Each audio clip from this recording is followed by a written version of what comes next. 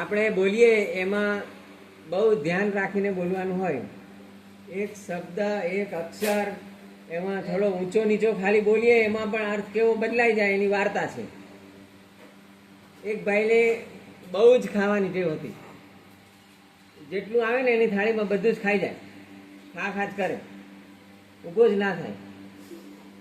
તો પછી એના લગ્ન થયા. પછી એની મા એને કીધું કે અહીંયા તો તું આટલું બધું ખાઈ જાય છે, વાંધો નહીં, પણ સાસરીમાં જાય ત્યારે ધ્યાન રાખજે, આવું બધું આટલું બધું ખા કરીશ તો સાસરીમાં સારું ના લાગે, આબરૂ જાય. તો પછી એક વખત એને સાસરીમાં જવા નીકળ્યો. સાસરીમાં ગયો.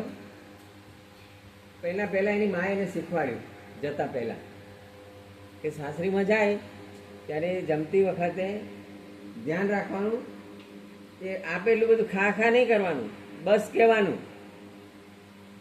તો આ કે સારું. પછી ગયો સાસરીમાં. પછી જમવાનો ટાઈમ થયો.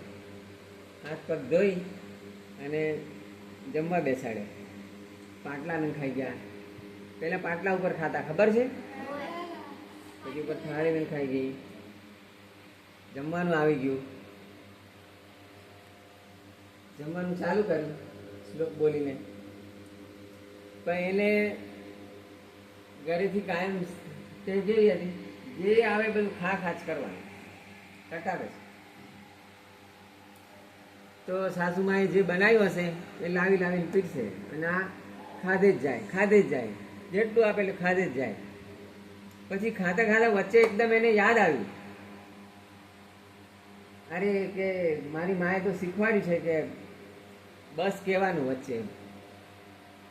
તો ફરી સાસુમાં પેલું શીરો લઈને આવ્યા અને શીરો પીરસ્યા પછી એને યાદ આવ્યું કે પેલું બસ કહેવાનું. તો એને કીધું બસ. એટલે બસ તો કેમ કહેવાનું હતું કે બસ એમ કહેવાનું, એના બદલે કે બસ. શબ્દ તો એક જ છે કે નહીં? અર્થ જુદો છે કે નહીં? જુદો એટલે કેટલો જુદો? આખો ઊંધો અર્થ થાય ને.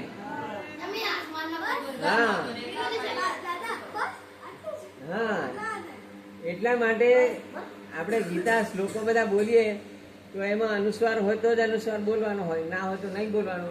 હવે એકદમ ધ્યાન રાખીને બોલવાનું. Got it?